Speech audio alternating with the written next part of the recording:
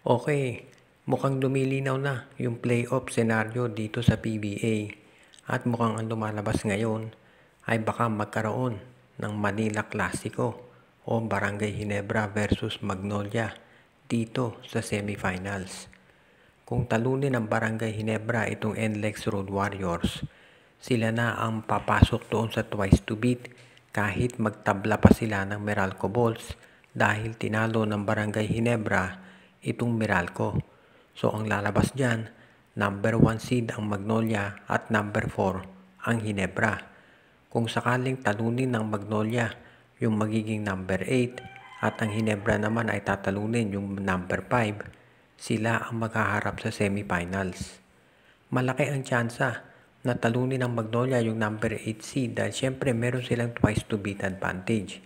At ang Ginebra, ganun din naman. Malamang kasi makakaharap niyan dito sa number 5 position ay itong Meralco Bulls at tinambakan nila ang Meralco noong una silang nagharap.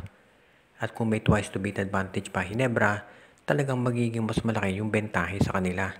Kaya sa ngayon, kung tatalunin ng Barangay Ginebra itong NLEX, pasok sila doon sa twice to beat at malamang na malamang itong Magnolia at Ginebra ang maghaharap sa semifinals. Pero syempre, kinakailangan talunin muna nila yung makakaharap nila sa quarterfinals. Kahit sabihin pa natin na magkakaroon sila ng twice to beat advantage, kinakailangan pa rin na makasiguro sila dahil syempre, katulad ng Magnolia, kung ang makakaharap niyan ay Rain or Shine o TNT, mabigat na kalaban din yan kahit meron silang twice to beat advantage. Samantala naman itong Meralco Bulls, alam natin, hindi rin yan basta-basta papatalo dito sa Barangay Ginebra. So bago magkaroon ng Manila Clasico, kailangan talunin muna nila yung sa quarters. Itong San Miguel Beer ay mukhang ititigil muna kung ano man yung mga balak nilang trades at magfo-focus dito sa darating na laban nila kontra Blackwater mamaya at dito sa quarterfinals. Kapag tinalo ng San Miguel Beer itong Blackwater mamaya, meron na silang twice to beat advantage. At unless magkaroon ng milagro, tatalunin ng San Miguel Beer itong Blackwater. Ang makakarap ng San Miguel Beer, depende pa rin yan doon sa magiging takbo ng ibang laro. Pero mukhang either Northport o kaya Rain or Shine. Kasi pwede pang umakyat sa number 2 o number 3 ang San Miguel Beer. Dito sa seeding, depende yan sa magiging resulta ng laban ng Phoenix, TNT, Ginebra at ng iba pang mga koponan. Ang maliwanag dito, itong San Miguel Beer, kailangan talunin ang Blackwater mamaya. Pangalawa, kung sino man dito sa Northport at Rain or Shine na makakaharap ng San Miguel Beer, hindi nila pwedeng maliitin yan kahit na meron silang twice to beat. Tandaan natin, ang Northport tinalo San Miguel Beer nang wala silang import. Natatandaan niyo, yan yung game kung saan unang lumabas yung balita na papalitan nga itong si Ivan Asca na ginawa nga ng San Miguel at si Benny Boatwright na ang import nila ngayon. Samantala naman kung Rain or Shine na makakaharap ng San Miguel Beer, ang Rain or Shine ang pinakamainit na team ngayon sa PBA. Sunod-sunod na ang panalo nito at malamang makaisa pa to dahil ang huli nilang makakalaban ay ang Converge Fiber XS. Kaya kung sino man sa dalawang yun na makaharap ng San Miguel Beer, asahan natin na magiging matindi yung laban. Lalo na itong Rain or Shine, fit na fit yung import nila. At ito namang Northport, ang dami niyang mga pwedeng gamitin players katulad ni Arvin Tolentino, Joshua Monson, si Alin Bulanadi, Chris Rosales. Ang dami nilang mga scorers at very reliable din yung import nila. Kaya sa ngayon mukhang tinigil muna ng SMB yung mga plano nilang trades at nakafocus sila dito sa gagawin nilang mga laban dito sa quarterfinals.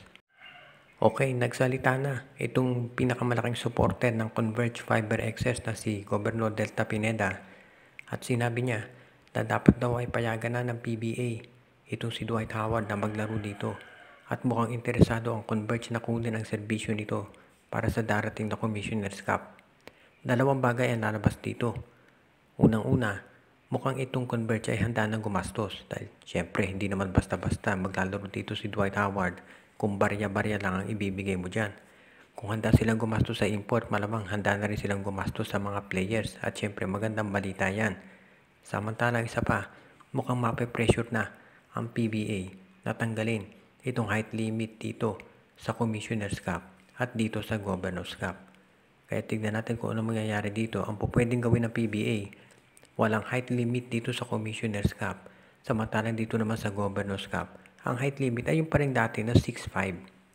Sa ngayon, mukhang marami talaga ang nagsasabi na dapat nang tanggalin yung height limit dito para naman yung mga ibang teams na dehado katulad ng Blackwater, Terra Firma, yung Northport ay magkaroon ng tsansa na kumuha ng matatangkad na import para tapatan naman yung mga higante ng San Miguel, Ginebra, ng Magnolia at yung iba pang mga teams. Nasa PBA board yan pero sa ngayon, sa social media pa lang nakikita na natin na malaki yung pressure dito sa PBA na gawin ito. So tignan natin kung ano ang magiging hakbang nila. Pero si Dwight Howard na mismo nagsalita, gusto niyang maglaro dito sa PBA at sigurado kapag ito si Howard ay naglaro dito sa PBA, makaka-attract yan ng malalaking crowds at syempre ng international media coverage na makatutulong din naman dito sa liga natin. Kaya sa tingin ko, panahon na talaga dapat para tanggalin yung height limit dito sa Commissioner's Cup.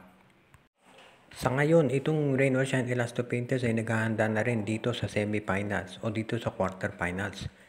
Marami nagsabi na baka hindi sila aabot pagkatapos matalo ng 5 sunod-sunod. Pero hindi sumuko ito si Coach Cheng Giao at ang nangyari nga ay nakakuha sila ng isang import na mag-fit talaga dito sa sistema nila at nakita naman natin na maganda naging epekto nito. Sa ngayon, itong Rain or Shine Elasto Painters ang pinakamainit na team dito sa PBA at marami nga naniniwala na ito ay magkakaroon ng isa doon sa mga tinatawag natin na underdog pagdating ng quarterfinals. Sigurado naman na hindi makakakuha ng twice to beat advantage itong Rain or Shine. Pero, ganun pa man, sinabi ni Coach Cheng Giao na gagawin nila ang lahat para bigyan ng magandang laban itong mga top teams. Malamang makalaban nila either itong Magnolia o kaya Phoenix.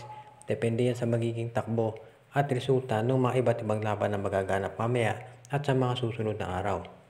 Ang maliwanag lang dito, itong Rain or Shine Elasto Painters ay nakarecover na mula doon sa hindi nila magandang umpisa at handa na sila ngayon na lumaban talaga. Maganda naging performance nila lalo na yung pagbalik. Itong si Keith Datu, nakita na talaga natin kung gaano siya ka-importante. At syempre pagdating nitong Philippine Cup, hopefully itong si Luis Villegas ay makabalik na rin para makatulong dito sa lineup ng Rain or Shine Elasto Painters. Kapag yan ay nangyari, masasabi natin na sa darating na Philippine Cup, kung makababalik na itong si Luis Villegas, ay magiging isa na sa mga top contenders itong Rain or Shine. Dahil magkakaroon na sila ng isang player o dalawang players actually na matatangkad, athletic at handang harapin yung matatangkad din dito ng San Miguel, Ginebra at ng iba pang mga teams. Kaya baka magkaroon na ng challenge mula sa mga independent teams dito sa darating na Philippine Cup at maski na dito sa Commissioner's Cup.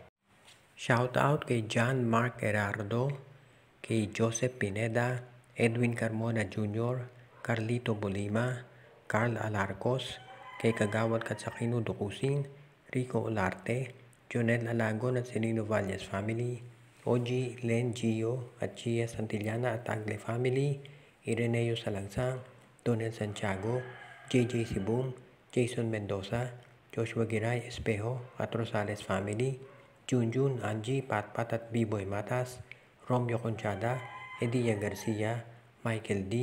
At pinabati din natin si RG Bueno at Dalina family, Judy, Edwina, Shaina, Carl Jaira at Jonah Villarosa at ang iba pa nating taga-subaybay.